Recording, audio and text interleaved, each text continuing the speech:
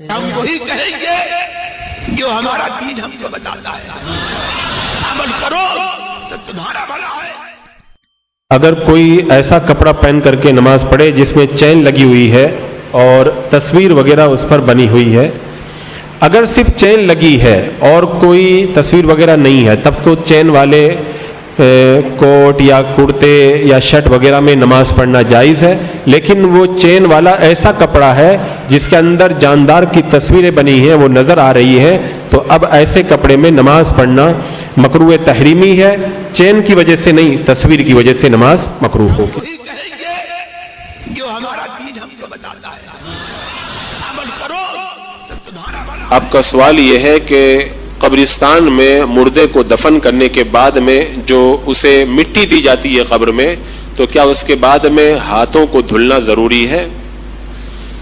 پاک مٹی اگر آپ کے ہاتھوں پہ لگ گئی تو آپ کے ہاتھ پاک ہیں، لہذا اگر کوئی مردے کو قبر کے اندر مٹی دینے کے بعد میں اپنے ہاتھوں کو نہ دھلے تو اس کے اندر کوئی حرج نہیں ہے، ہاتھ جھاڑ دینا ہی کافی ہے، اور اگر کوئی دھل لے تب بھی کوئی حرج نہیں ہے، یہ بندہ خود مختار ہے، اس کی اپنی مرضی پہ ہے، چاہے تو دھل لے چاہے تو نہ دھلے، شریعت کی طرف سے اس پر کوئی پابندی نہیں ہے۔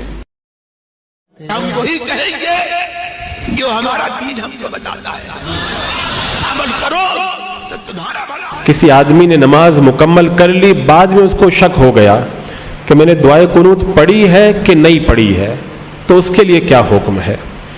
تو یہ بالکل عام مسئلہ ہے، اس کو یاد رکھا جائے کہ صرف شک کی بنیاد پر نماز کے اندر کوئی خلل اور کوئی خرابی نہیں پیدا ہوتی ہے۔ خالی آپ کو شک ہے کہ میں نے دعائے قنوت پڑھی یا نہیں پڑھی، تو شک کی بنیاد پر آپ کے لیے نماز کو دوبارہ پڑھنا کوئی ضروری نہیں ہے، بلکہ آپ دوبارہ نماز کو نہیں پڑھیں گے، آپ کی نماز ہو گئی۔ ہاں، غالب گمان ہو جائے یا یقین ہو جائے کہ میں نے دعائے قنوت نہیں پڑھی ہے، ایسی صورت میں وتر کو دوبارہ پڑھنا پڑے گا۔ جو ہمارا دین ہم کو بتاتا ہے، عمل کرو تو تمہارا بھلا ہے۔ عبد الماجد نالا سپارہ سے پوچھتے ہیں، ہمارے کارخانے میں مدرسے سے چندہ مانگنے والے آتے ہیں، وہ سنی ہیں، کیا انہیں چندہ دے سکتے ہیں؟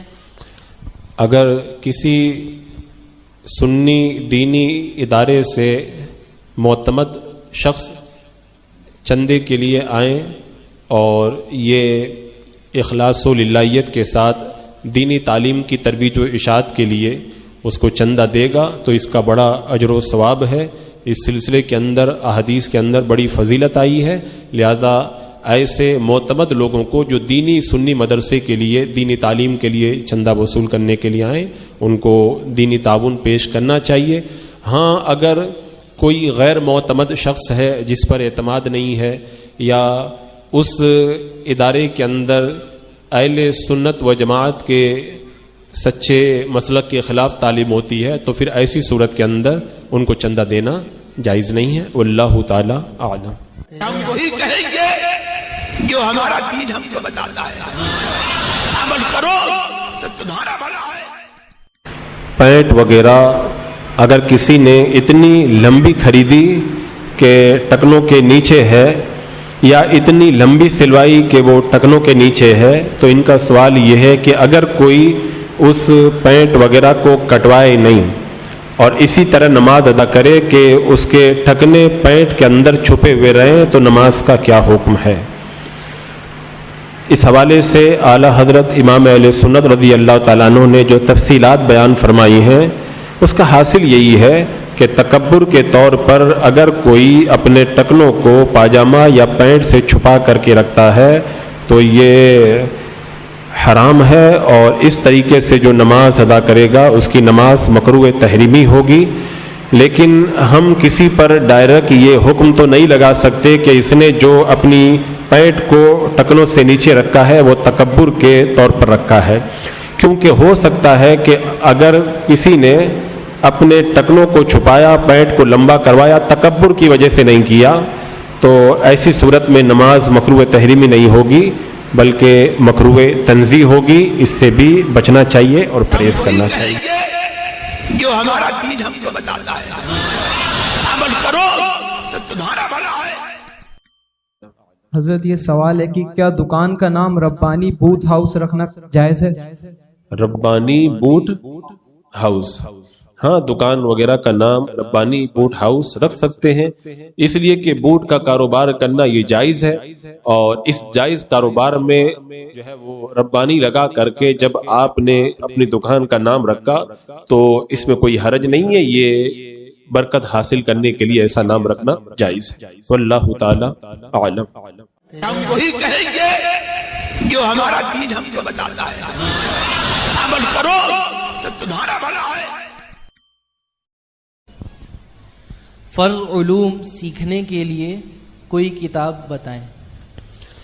فرض علوم یعنی ایک مکلف کے لیے طہارت کے مسائل، نماز کے مسائل اور دیگر جو اس کے اوپر احکامات ہیں، ان مسائل کو جاننے کے لیے اگر مختصراً کوئی کتاب اگر پڑھنا چاہیں تو فقیہ ملت علامہ مفتی جلال الدین علیہ رحمہ کی کتاب انوار شریعت مفید ہے، اور اگر کچھ تفصیل کے ساتھ پڑھنا چاہیں تو قانون شریعت جو قاضی شمس الدین علیہ رحمہ کی لکھی ہوئی ہے اس کا مطالعہ کیا جائے، اور حضور صدر الشریعہ بدر الطریقہ علامہ مفتی امجد علی خان علی رحمت و رضوان کی بہار شریعت کے پہلا دوسرا تیسرا اور چوتھا حصہ یہ ایک مسلمان کو ضرور مطالعہ کرنا چاہیے۔ اس کے اندر ضرورت کے تقریباً سارے دینی مسائل اس میں میسر آ جائیں گے، نماز، طہارت وغیرہ کے، تو اگر وہ وسعت رکھتا ہے تو پھر بہار شریعت کے ان ابتدائی حصوں کا مطالعہ کرے۔ باقی ہمارے جو علماء اہل سنت کے فتاوی اور ان کی جو دینی کتب ہیں ان کا مطالعہ رکھے۔ واللہ تعالی اعلم۔ ہم وہی کہیں گے جو ہمارا دین ہم کو بتاتا ہے، عمل کرو تو تمہارا بھلا ہے۔ ان کا سوال یہ ہے کہ بزرگوں کے مزارات پر جاتے وقت میں چوکٹ وغیرہ یا دروازے کو چومنا کیسا ہے؟ بزرگوں کے مزارات کی چوکٹ چومنا یا ان کے دروازوں کو چومنا یہ جائز ہے، اس کے اندر کوئی حرج نہیں ہے۔ ہاں اتنا خیال رکھا جائے کہ چوکٹ چومنے کے لیے سجدے کی طرح جھک کر کے نہ چوما جائے کہ وہ سجدے کی حیت بن جائے۔ اگر سجدے کی حیت نہیں ہے تو آپ چوکٹ اور دیوار یا بزرگوں کے جو بھی تبرکات ہیں ان کو چوم سکتے ہیں، یہ بلا شبہ جائز۔ ہم وہی کہیں گے جو ہمارا دین ہم کو بتاتا ہے، عمل کرو تو تمہارا بھلا ہے۔ آپ کا سوال یہ ہے کہ بدھ کے دن ناخن کاٹنا کیسا ہے؟ ویسے تو ناخن ہر دن کاٹے جا سکتے ہیں، کسی دن کاٹنا ناجائز اور گناہ نہیں ہے، لیکن کچھ احادیث میں بدھ کے دن ناخن کاٹنے کی ممانعت آئی ہے، تو میرے آقا صلی اللہ تعالیٰ علیہ وسلم کا فرمان جب ہم تک پہنچ گیا، اگرچہ وہ حدیث ضعیف ہی صحیح، لیکن میرے آقا علیہ الصلوۃ والسلام کے فرمان کے نام سے ہم تک پہنچی، تو اس حدیث رسول پر عمل کرتے ہوئے بدھ کے دن ناخن نہ کاٹا جائے تو یہ بہتر ہے، باقی ہر دن ناخن کاٹ سکتے ہیں۔ ہم وہی کہیں گے جو ہمارا دین ہم کو بتاتا ہے، عمل کرو تو تمہارا بھلا ہے۔ حضرت ایک سوال آیا ہے کہ سیدوں کو گالی دینا اور ان سے بدتمیزی سے پیش آنا کیسا ہے، اور اس پر شریعت کا کیا حکم ہے؟ تفصیلی جواب عنایت فرمائیں۔ سادات کرام کی تعظیم کرنا فرض ہے، اور ان کی بے ادبی، ان کی توہین اور ان کی شان میں نازیبا کلمات کہنا یہ حرام ہے۔ تو جو سیون نسب سادات کرام ہے، جنہیں اللہ کے رسول صلی اللہ تعالی علیہ وسلم سے جزیت کی نسبت ہے، وہ میرے آقا صلی اللہ تعالی علیہ وسلم کے مقدس نسب سے تعلق رکھتے ہیں۔ جو بندہ ان کی تعظیم کرے گا، کل قیامت کے دن اللہ کے رسول صلی اللہ تعالی علیہ وسلم کی خاص شفاعت اس کو نصیب ہوگی، اور ایسے مقدس سادات کرام کی تعظیم کرنے والا دنیا اور آخرت میں شاد کام رہتا ہے۔ اور ایک حدیث پاک میں اللہ کے رسول علیہ السلام نے جو ارشاد فرمایا، اس کا مفہوم یہ ہے کہ جو اہل بیت یا انصار یا عرب کو برا بھلا کہتا ہے، وہ تین میں سے ایک ہے، یا تو وہ حیضی بچہ ہے اور یا پھر وہ منافق ہے اور یا پھر اس کی اصل میں خطا ہے، تو آپ سوچیں یہ کتنی بڑی وعید ہے۔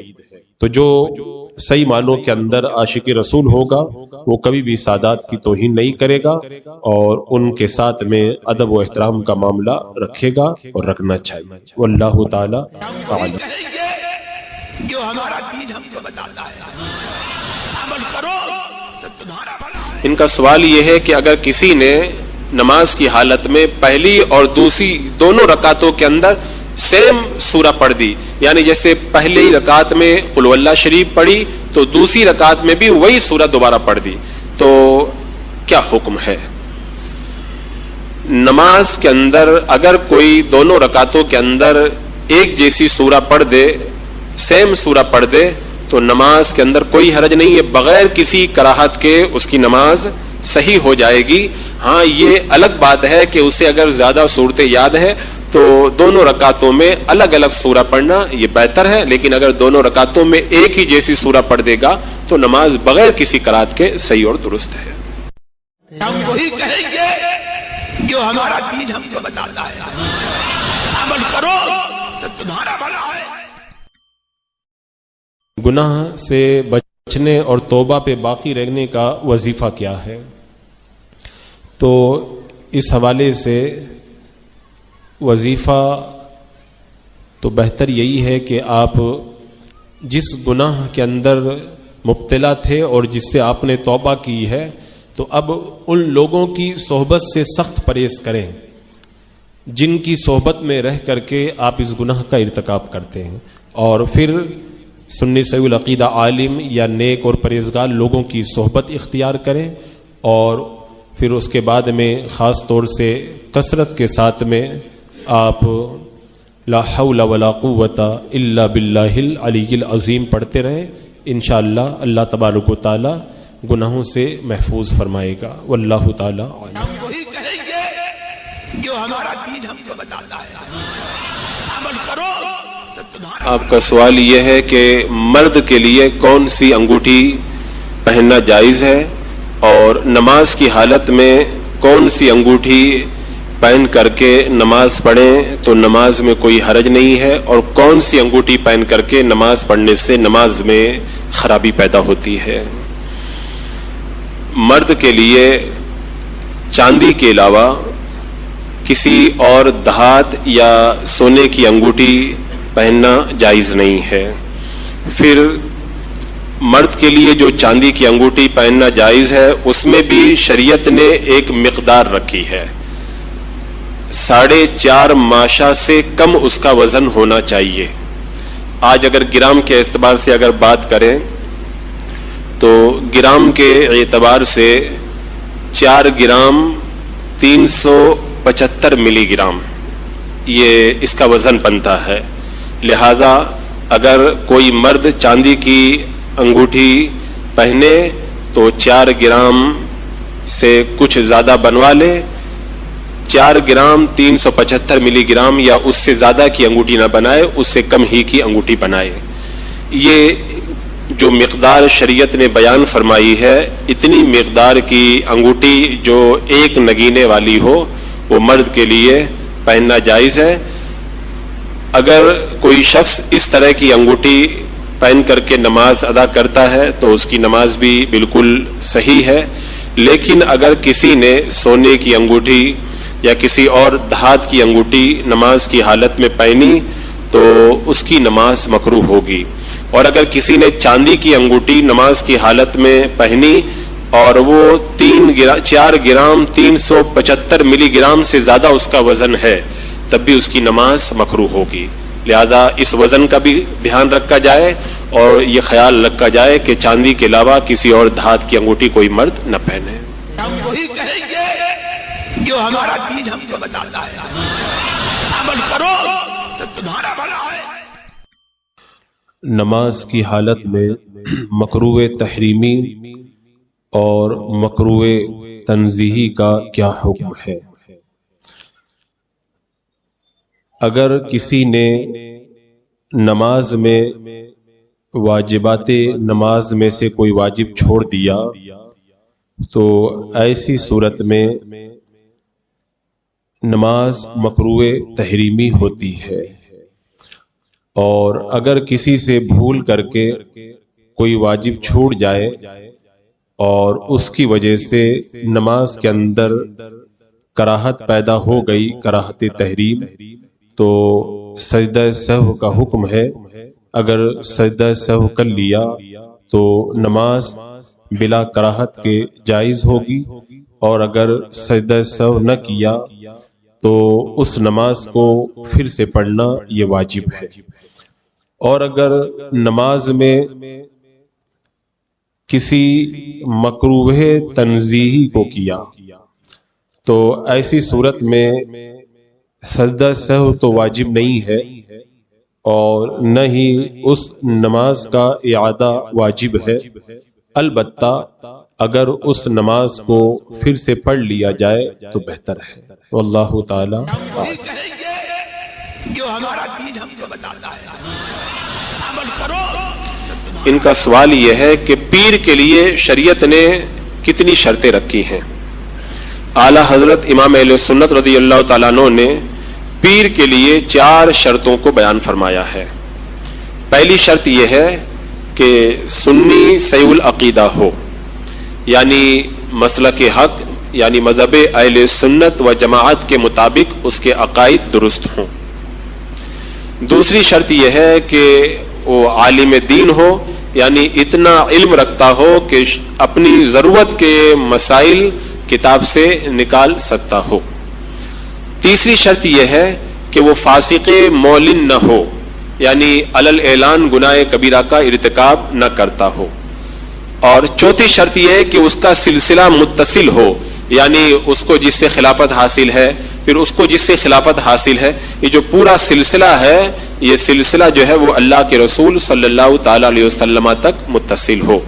اگر یہ 4 شرطیں کسی پیر کے اندر پائی جاتی ہے تو ایسے جامع شرائط پیر سے مرید ہونا جائز ہے، ورنہ اگر کوئی ان شرائط پر پورا نہیں اترتا ہے تو ایسے پیر سے مرید ہونا جائز نہیں ہے۔ ہم وہی کہیں گے جو ہمارا دین ہم کو بتاتا ہے، عمل کرو۔ سوال یہ ہے کہ اگر کوئی کافر اسلام لایا لیکن کسی دیوبندی یا وہابی کے پاس میں آ کر کے وہ مسلمان ہوا، یعنی وہابی دیوبندی وغیرہ نے اس کو کلمہ پڑھا کے اسلام میں داخل کیا، تو کیا وہ بندہ مسلمان ہوگا یا مسلمان نہیں ہوگا؟ اسلام نام ہے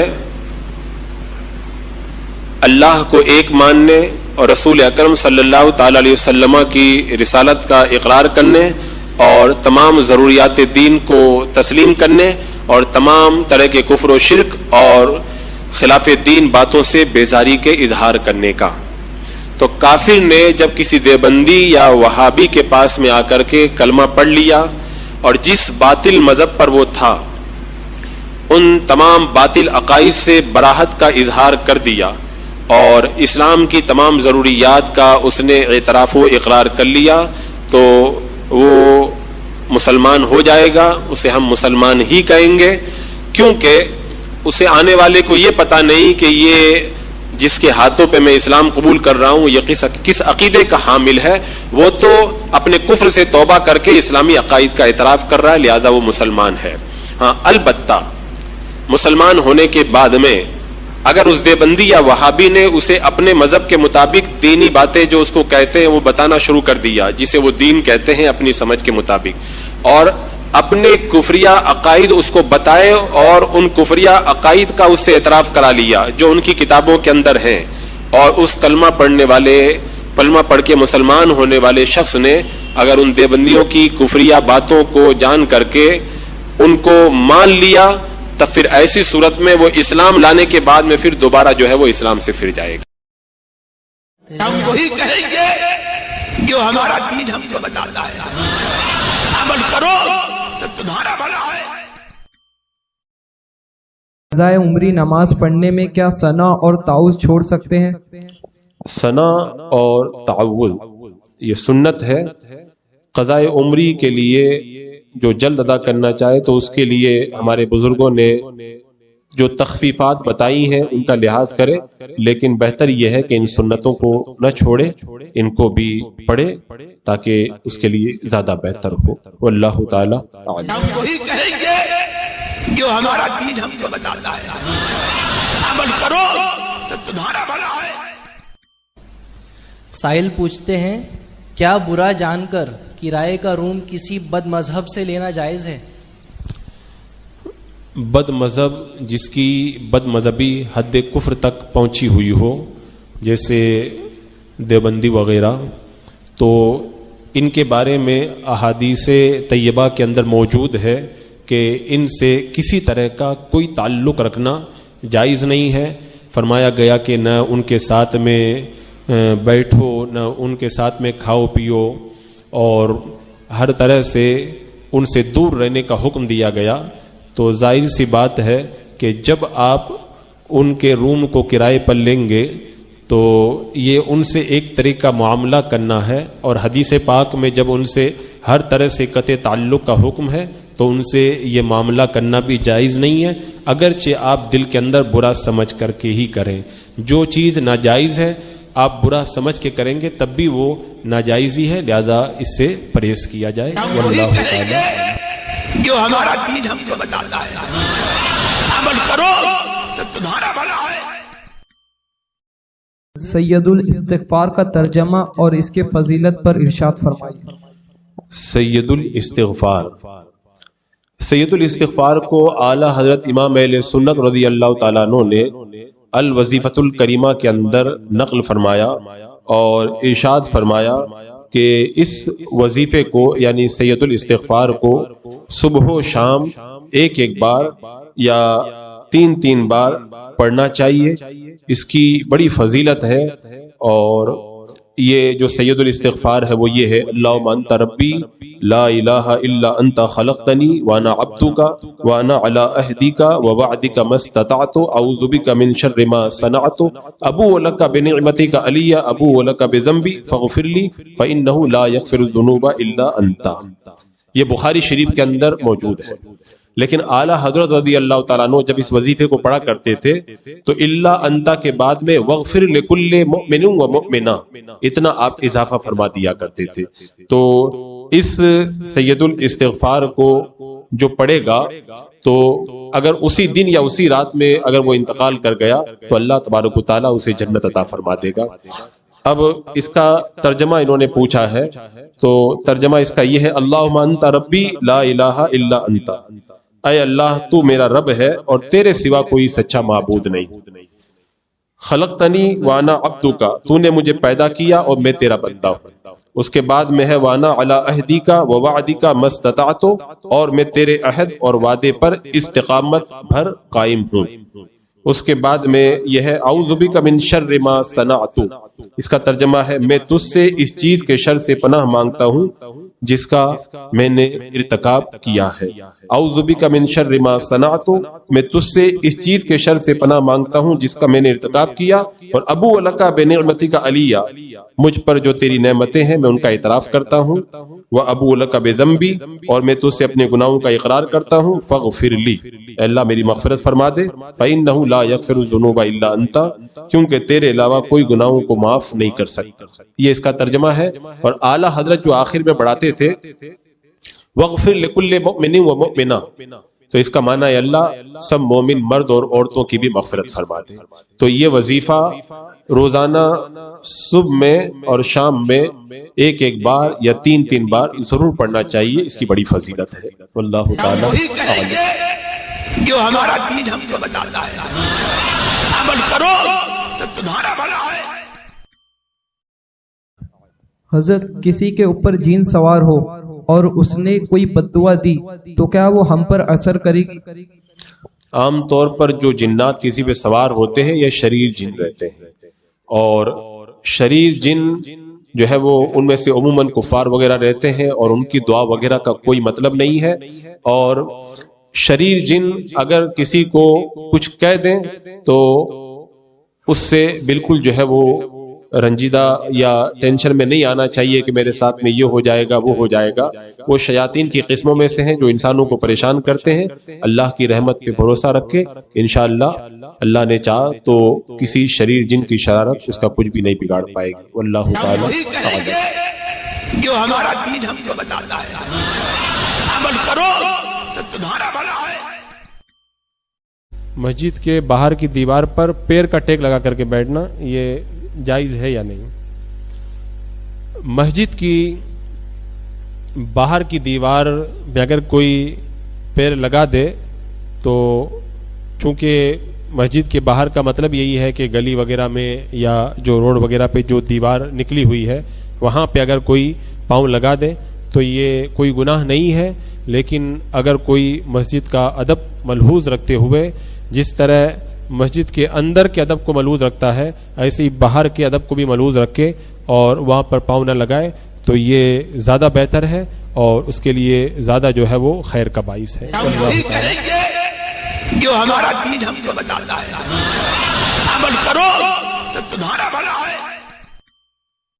حضرت رسول پاک صلی اللہ تعالی علیہ وسلم اور غوث پاک رضی اللہ تعالی عنہ کے بال مبارک کے وسیلے سے دعا کرنا کیسا ہے اور بال مبارک کے وسیلے سے دعا مانگنے کا صحیح طریقہ ارشاد فرمائیں.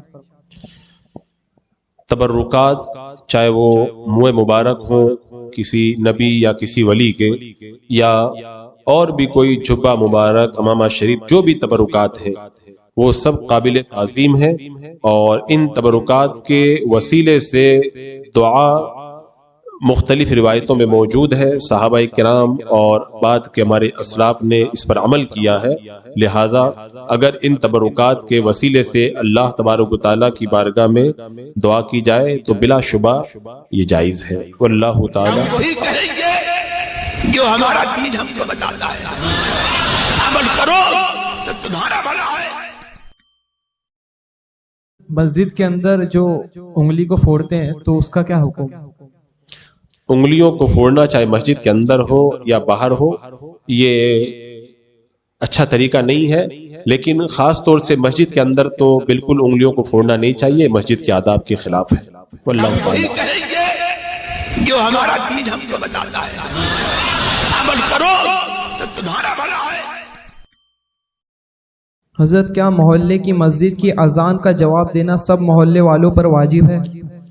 سب محلے والوں پر نہیں بلکہ جس کے کان میں اذان کی آواز آئے اور وہ سنی مسجد ہو اور اس کے کان میں اس مسجد کی اگر اذان کی آواز آ رہی ہے تو جواب دینے کا حکم ہے، جبکہ کوئی عذر نہ ہو، جیسے استنجا خانے میں نہ ہو یا بیوی کے ساتھ جماع میں مشغول نہ ہو یا اور کسی بے ستری کی حالت میں نہ ہو. اگر کوئی عذر نہ ہو تو جواب دینے کا حکم ہے. واللہ تعالی ہم وہی کہیں گے جو ہمارا دین ہم کو بتاتا ہے. عمل کرو تو تمہارا بھلا ہے. زید پوچھتے ہیں مردوں کو ہاتھ میں مہندی لگانا کیسا ہے؟ مرد کا ہاتھ یا پاؤں میں مہندی لگانا یہ ناجائز ہے. آج کل یہ وبا خاص طور سے شادی کے موقع پر دولہا کو مہندی لگانے کا رواج بنا ہوا ہے. تو اس مسئلے کو آپ حضرات یاد رکھیں کہ چاہے وہ دولہا ہو یا غیر دولہا ہو، اگر وہ مرد ہے تو ہاتھ یا پاؤں پر مہندی لگانا جائز نہیں ہے. اور کچھ لوگ بچوں کو مہندی لگا دیتے ہیں تو بچے اگر مکلف نہیں ہیں تو جو ان کو مہندی لگا رہے ہیں اس کا گناہ ان کے سر پر جائے گا. لہذا خوشی کے موقع پر شریعت کے خلاف کام نہ کیا جائے اور مرد کو ہاتھ اور پاؤں وغیرہ پر مہندی لگانے سے سخت پرہیز کرنا چاہیے. واللہ تعالی ہم وہی کہیں گے جو ہمارا دین ہم کو بتاتا ہے. عمل کرو تو تمہارا بھلا ہے. عبد المصطفیٰ نام رکھنا کیسا ہے اور اس کا مطلب کیا ہے؟ عبد المصطفیٰ، عبد کا معنی جیسے بندہ آتا ہے ویسے ہی عبد کا معنی غلام آتا ہے، خادم آتا ہے. تو جس طرح آپ اپنا نام جو ہے وہ عبد النبی رکھ سکتے ہیں تو اسی طریقے سے اپنا نام عبد المصطفیٰ بھی رکھ سکتے ہیں.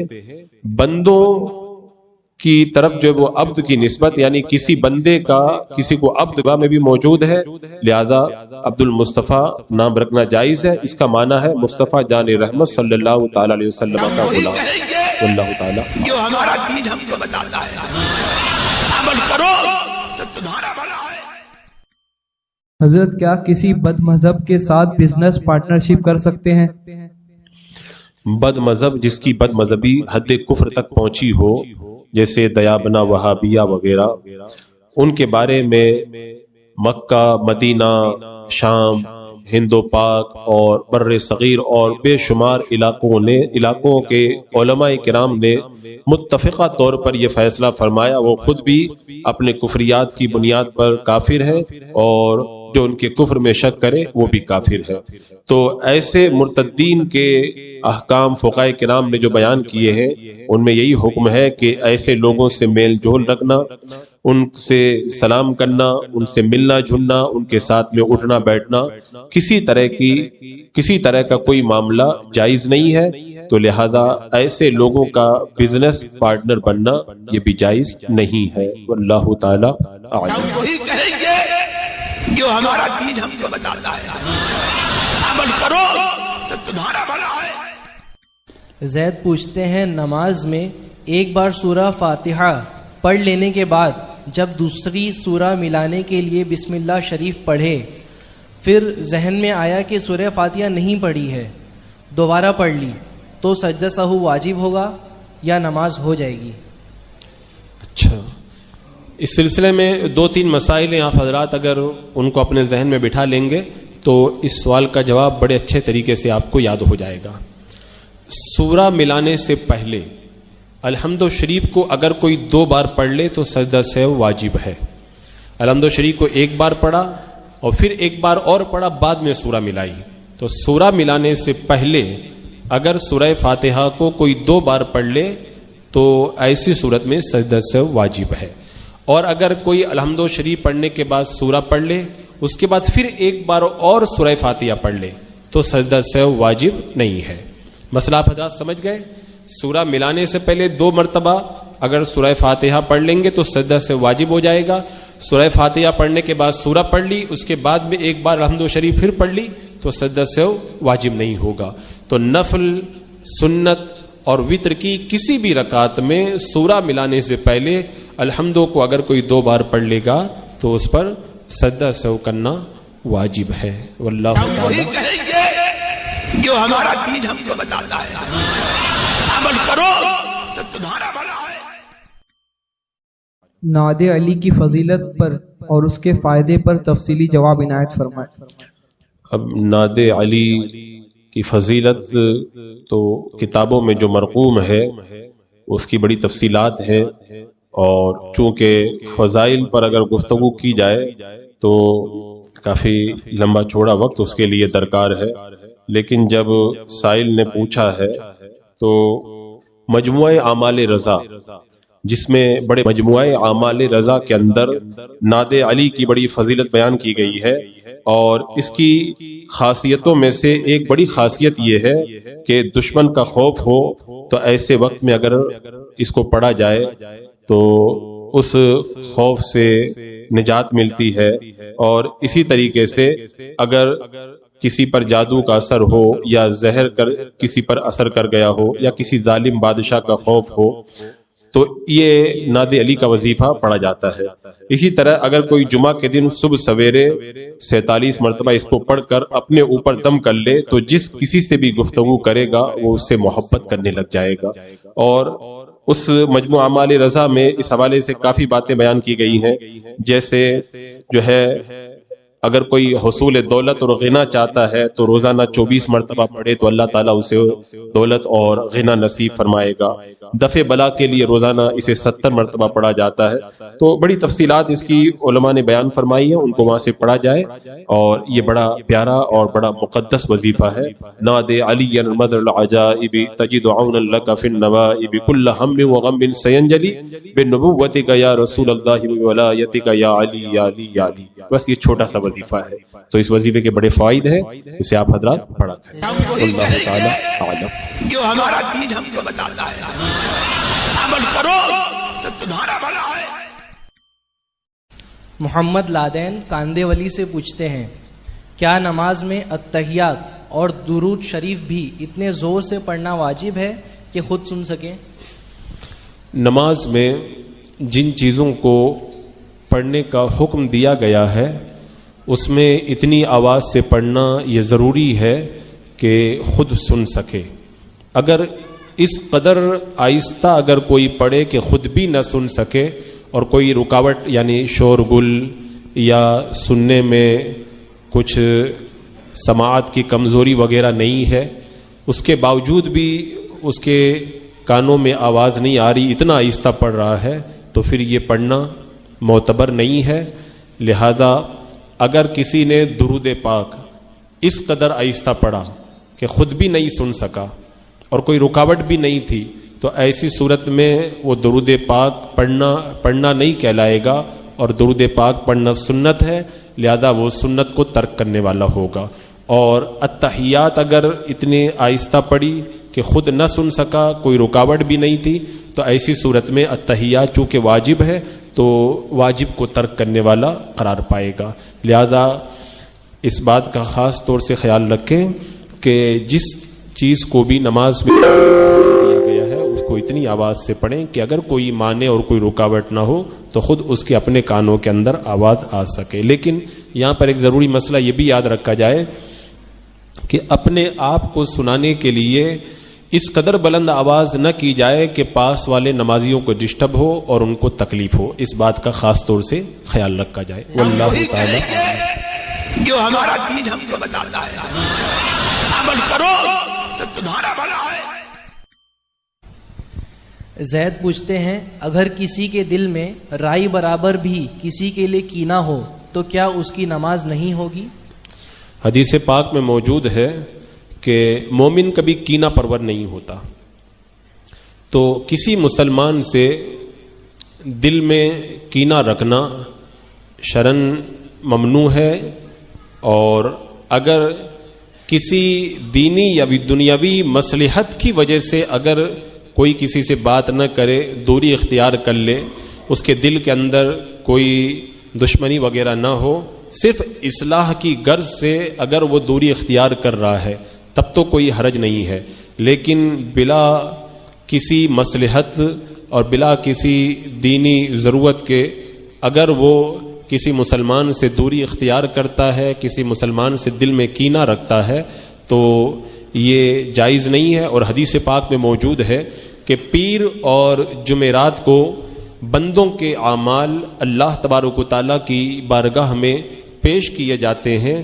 نیک اعمال کی بدولت اوروں کی مغفرت ہوتی ہے، مگر جن کے درمیان جھگڑا ہوتا ہے ان کے بارے میں اللہ تبارک و تعالیٰ یہ ارشاد فرماتا ہے کہ ان کو چھوڑ دو جب تک یہ آپس میں صلح نہ کر لیں. تو اس سے یہ پتہ چلتا ہے کہ کسی مسلمان سے اگر کوئی دل کے اندر کینہ رکھتا ہے تو پھر ایسی صورت کے اندر اس کے اعمال کی قبولیت کے اندر تاخیر ہوتی ہے. لہذا مسلمان سے کینہ نہ رکھا جائے بغیر کسی مصلحت کے، اور اگر کوئی دل میں کینہ ہے تو اسے توبہ کرے اور اپنے مسلمان بھائی کو راضی کرے تاکہ اللہ تبارک و تعالیٰ اس کے اعمال کو اپنی بارگاہ میں جلد شرف قبول عطا فرمائے. واللہ ہم تعالیٰ وہی کہیں گے جو ہمارا دین ہم کو بتاتا ہے عمل کرو تو تمہارا بھلا ہے. سائل پوچھتے ہیں کیا عورتوں کو مائک پر محفل کرنا جائز ہے؟ مردوں کو عورتوں کو اچھا مائک پر عورتوں کو محفل۔ مائک پر محفل کرنا، جس طرح عورت کو چھپانے کا حکم ہے ایسی عورت کی آواز بھی عورت ہے، یعنی غیر مردوں تک عورت کی آواز نہ پہنچے، اس بات کا اہتمام ہونا چاہیے. لہذا اگر عورتیں مائک میں ایسی جگہ محفل کر رہی ہیں کہ اس کی آواز اتنی رہتی ہے کہ گھر کے اندر رہتی ہے اور گھر کے اندر کوئی غیر محرم مرد موجود نہیں ہے اور کسی غیر محرم تک ان کی آواز بھی نہیں پہنچ رہی ہے، تو ایسی صورت کے اندر وہ مائک کے اندر محفل کر سکتی ہیں.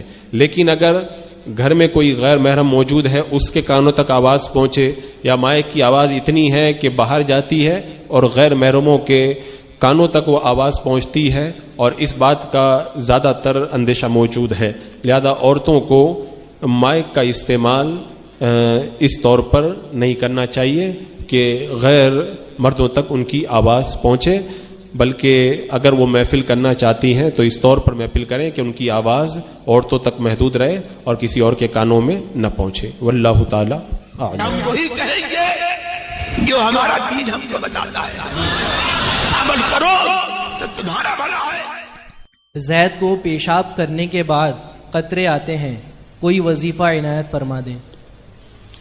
پیشاب کرنے کے بعد میں قطرے آتے ہیں، اس کے لیے انہوں نے وظیفہ طلب کیا ہے۔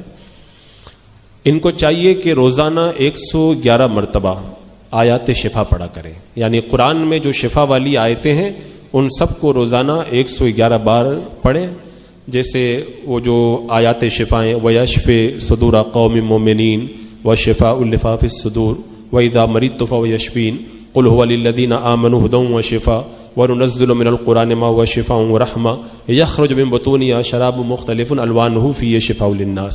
یہ آیات شفا ہیں جو پورے قرآن سے اخذ کی گئی ہیں، ان آیات کو روزانہ 111 مرتبہ پڑھیں، انشاءاللہ ہر بیماری سے اللہ تعالیٰ شفا عطا فرمائے گا۔ اور ایک بہت بڑا پیارا وظیفہ ہے، اگر اس کو وہ کریں تو انشاءاللہ کئی بیماریوں سے انہیں نجات ملے گی۔ ہر نماز کے بعد تسبیح فاطمہ کو لازم کر لیں اپنے اوپر، یعنی 33 مرتبہ سبحان اللہ، 33 مرتبہ الحمدللہ اور 34 مرتبہ اللہ اکبر دل لگا کر کے ہر نماز کے بعد پڑھیں، اور اس کو تسبیح کے دانوں پر پڑھنے کے بجائے اپنی انگلیوں کے پوروں پر گنیں۔ تو اس طرح اگر وہ پابندی کے ساتھ میں ہر نماز کے بعد تسبیح فاطمہ پڑھیں گے تو انشاءاللہ اللہ تبارک و تعالی ان تمام بیماریوں سے انہیں نجات عطا فرمائے گا۔ واللہ تعالی اعلم۔ جو ہمارا دین ہم کو بتاتا ہے، عمل کرو تو تمہارا بھلا ہے۔ وسوسوں کا علاج کیا ہے؟ وسوسوں سے کیسے بچا جائے؟ اس سلسلے میں ہمارے علماء کرام نے بڑی تفصیلی گفتگو فرمائی ہے، خصوصاً اعلیٰ حضرت امام اہل سنت رضی اللہ تعالیٰ عنہ نے فتویٰ رضویہ شریف کے اندر وسوسوں سے بچنے اور ان کے علاج کے حوالے سے بہت ساری صورتوں کو بیان کیا ہے۔ مختصراً میں یہاں پہ چند باتیں عرض کروں۔ وسوسے سے بچنے کے لیے سب سے پہلے اللہ کی طرف رجوع کرے، اللہ سے مدد مانگے، اللہ تبارک و تعالیٰ ہی شیطان کے وسوسوں سے بچانے والا ہے۔ پھر دوسرا طریقہ یہ ہے اعوذ باللہ من الشیطان الرجیم پڑھے، تاکہ شیطان مردود سے بچ کر کے اللہ تبارک و تعالیٰ کی پناہ میں اسے جگہ ملے۔ ایک طریقہ وسوسے سے بچنے کا یہ بھی ہے کہ وسوسہ آئے تو لا حول ولا قوت الا باللہ العلی العظیم پڑھے، انشاءاللہ اس سے بھی شیطان کا وسوسہ دور ہوتا ہے۔ ایسے ہی سورہ ناس، جس میں قل اعوذ برب الناس ملک الناس الہ الناس، اس سورہ کو جب آپ پڑھیں گے تو اس سورہ کی برکت سے بھی وسوسوں سے نجات ملے گی۔ اور اس سلسلے میں ایک روایت بھی ہے، ایک شخص اللہ کے رسول صلی اللہ تعالی علیہ وسلم کی خدمت میں حاضر ہوئے اور انہوں نے وسوسوں کی شکایت کی کہ یا رسول اللہ، نماز میں ہوتا ہوں، مجھے پتہ ہی نہیں چلتا کہ میں نے 2 رکعتیں پڑھی ہیں کہ 3 رکعتیں پڑھی ہیں۔ جب میرے آقا صلی اللہ تعالی علیہ وسلم کی بارگاہ میں انہوں نے وسوسوں کی شکایت کی تو اللہ کے رسول علیہ السلام نے فرمایا کہ جب تو ایسا پائے تو اپنی دائنی شہادت کی انگلی کو اٹھا کر کے اپنے بائیں ران پر مار اور بسم اللہ کہے تو وہ شیطان کے لیے جو ہے وہ چھری کا کام کرے گا۔ تو یہ بھی ایک طریقہ اللہ کے رسول علیہ الصلوۃ والسلام نے بتایا۔ اور وسوسوں سے بچنے کے لیے ایک اور بات کا خیال رکھیں کہ شیطان جب وسوسہ ڈالے تو اس کی بات کی طرف توجہ ہی نہ دے، وہ جو کہے اس کے خلاف کو کرے، تو اس طرح سے وہ شیطان جو ہے وہ نامراد ہو کر کے لوٹ جائے گا، کیونکہ جب اس کی بات پہ عمل کیا جاتا ہے تو پھر وہ اور زیادہ اس کو جو ہے وہ بہکانے کی کوشش کرتا ہے۔ لیکن یہاں پر ایک بات یہ بھی یاد رکھی جائے، یہ حکم وسوسے کا ہے، لیکن اگر وسوسہ نہ ہو، جیسے مثال کے طور پر کسی کو یہ وسوسہ رہتا ہے کہ پیشاب کا قطرہ نکل گیا، تو پھر وسوسے سے بچنے کے لیے اس بات کی طرف توجہ نہ دے، اپنے کام سے کام رکھے۔ لیکن اگر واقعی اگر کسی کو قطرہ نکلتا ہے تب تو پھر یہ وسوسہ نہیں ہے، ایسی صورت کے اندر اسے اپنے کپڑوں کو پاک کرنا پڑے گا۔ واللہ تعالی عالم۔ ہم وہی کہیں گے جو ہمارا دین ہم کو بتاتا ہے، عمل کرو تو تمہارا بھلا ہے۔ حضرت کچھ صوفی ایسے ہوتے ہیں جو عورتوں کی طرح کندھوں سے نیچے بال رکھتے ہیں، کیا یہ جائز ہے؟ کندھوں تک مرد کا بال رکھنا یہ جائز ہے، اور کندھوں کے نیچے بال رکھنا یہ حرام ہے، اس لیے کہ یہ عورتوں کے ساتھ میں تشبہ ہے، اور عورتوں کے ساتھ میں جو تشبہ اختیار کرے اللہ کے رسول صلی اللہ تعالی علیہ وسلم نے اس پر لعنت فرمائی ہے۔ اب چاہے وہ کوئی اپنے آپ کو صوفی کہنے والا ہو یا کوئی ہو، شریعت کا حکم سب کے لیے یکساں ہے، چاہے وہ کسی بھی جماعت سے تعلق رکھتا ہو، کانوں کے نیچے سے جو ہے وہ کندھوں تک بال رکھنا جائز ہے، اور کندھوں کے نیچے بال لے جانا یہ ناجائز اور گناہ ہے، اس سے سخت پرہیز کرنا چاہیے، واللہ تعالی اعلم۔ ہم وہی کہیں گے جو ہمارا دین ہم کو بتاتا ہے، عمل کرو تو تمہارا بھلا ہے۔ حضرت سوال یہ ہے کہ اگر مسجد اور امام اہل سنت والجماعت کے ہو اور اس مسجد میں بد مذہب بھی جماعت میں شامل ہوتے ہو تو کیا ہماری نماز ہو جائے گی؟ اگر سنی مسلمانوں کی صف کے اندر کوئی دیوبندی وہابی جن کی گمراہی حد کفر تک پہنچ گئی ہے، اگر وہ شامل ہوگا تو ان کی نماز نہیں ہے، تو جتنی جگہ میں وہ کھڑا ہوگا اتنی جگہ خالی رہے گی، اور جب اتنی جگہ خالی رہے گی تو یہ قطع صف ہوگی، اور صف کو قطع کرنا یہ حرام ہے۔ لہذا جو مسلمان دیوبندی وہابی ایسے گمراہوں کو اپنی صفوں سے باہر کرنے کی طاقت رکھتے ہیں، انہیں باہر کرنا ان کے اوپر فرض ہے، اور یہ اعلان کرنا ان پر لازم ہے کہ ہماری مسجد میں کوئی دیوبندی وہابی وغیرہ ہرگز نماز کے لیے نہیں آ سکتا۔ ہاں اگر ان کو باہر کرنے میں فتنہ ہوتا ہو اور اس فتنے کا مقابلہ کرنے کی طاقت نہ ہو، یا اور کوئی اسی طرح کی دقت پیش آتی ہو، قانونی رکاوٹیں وغیرہ، تو ایسی صورت کے اندر اگر وہ سب میں شامل ہو گئے تب پھر مسلمانوں کے اوپر کوئی الزام نہیں ہے، واللہ تعالی اعلم۔ ہم وہی کہیں گے جو ہمارا دین ہم کو بتاتا ہے، عمل کرو تو تمہارا بھلا ہے۔ فیض کسے کہتے ہیں اور اس کا مطلب کیا ہے؟ فیض کسے کہتے ہیں؟ فیض کا ویسے عام معنی تو یہی ہے کہ انبیاء کرام، اولیاء کرام، بزرگان دین کی برکتوں کو فیض کہتے ہیں، اور صوفیاء کرام کی اصطلاحات ہیں، اور غالباً صوفیاء کرام کی اصطلاحات کے اندر فیض کچھ باطنی کیفیات وغیرہ کا نام رکھا جاتا ہے، یعنی بندہ گناہ سے نیکی کی طرف جائے، اندھیرے سے اجالے کی طرف جائے، نیک کاموں کی طرف اس کی رغبت بڑھے، اور اللہ تبارک و تعالیٰ کی بارگاہ میں عبادت کا شوق پیدا ہو، اس کو جو ہے وہ فیض کہا جاتا ہے، واللہ تعالی عالم۔ ہم وہی کہیں گے جو ہمارا دین ہم کو بتاتا ہے، عمل کرو تو تمہارا بھلا ہے۔ کیا اللہ کے سوا کسی اور کی قسم کھا سکتے ہیں، اور اس پر شریعت کا کیا حکم ہے؟ اللہ کے علاوہ کسی اور کی قسم، جیسے تمہاری قسم، تمہاری ماں کی قسم، تمہارے باپ کی قسم، شریعت کے اعتبار سے یہ قسم نہیں ہے، اور اگر کوئی اس طرح کی قسم کھا لیتا ہے تو اس کے اوپر کوئی کفارہ وغیرہ بھی نہیں ہے۔ ہاں جو اللہ تبارک و تعالیٰ کے نام، اس کی صفات، یا جو شرعی قسم ہے وہ کھا لے تو ان میں بعض صورتوں کے اندر کفارہ وغیرہ دینا پڑتا ہے، لیکن اللہ کے نام کے علاوہ کسی اور ماں باپ وغیرہ کے نام کی قسم کھانے سے قسم نہیں ہوگی شریعت کے اعتبار سے، اور اس پر کوئی کفارہ بھی واجب نہیں ہوگا، واللہ تعالی اعلم۔ ہم وہی کہیں گے جو ہمارا دین ہم کو بتاتا ہے، عمل کرو تو تمہارا بھلا ہے۔ ماسک پہن کر نماز پڑھنا کیسا ہے؟ ماسک پہن کر کے نماز پڑھنا، نماز کے اندر ناک اور منہ کو چھپانا یہ مکروہ ہے، لہذا عام حالات میں اگر کوئی ماسک پہن کر کے نماز پڑھے گا، یعنی منہ اور ناک کو چھپائے گا، تو ایسی نماز مکروہ تحریمی ہوگی، اور اس نماز کا اعادہ کرنا واجب ہوگا، پھر سے پڑھنا پڑے گا۔ لیکن اگر حکومت کی طرف سے پابندیاں ہیں اور ایسی مجبوری پائی جاتی ہے کہ اس کے بغیر چارہ نہیں ہے، تو ایسی سچی مجبوری کے اندر اگر کوئی ماسک پہن کر کے نماز پڑھ لے تو اس کی نماز صحیح ہو جائے گی۔ لیکن اگر کوئی مجبوری نہیں ہے یا ماسک سے بچنے کی کوئی گنجائش موجود ہے تو پھر ایسی صورت کے اندر ماسک پہن کر کے نماز پڑھنا جائز نہیں ہے، مکروہ ہے، واللہ تعالی اعلم۔ ہم وہی کہیں گے جو ہمارا دین ہم کو بتاتا ہے، عمل کرو تو تمہارا بھلا ہے۔